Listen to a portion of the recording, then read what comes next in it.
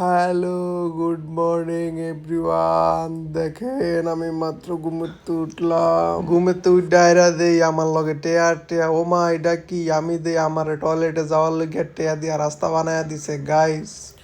বাথরুমে আওয়ার পরে আপনারা বলতে জানেন প্রথম কাজ হইলো ব্রাশ করা। তো আমি আমার ব্রাশটা খুঁজা পাই না, অনেক কষ্টে খুঁজা পাইলাম। পরে একটু পেস্ট হাতে লইলাম, লইয়া টিপ দিয়া পেস্টটা বাইর কইরা দাঁতটা মাঝামাঝি করলাম।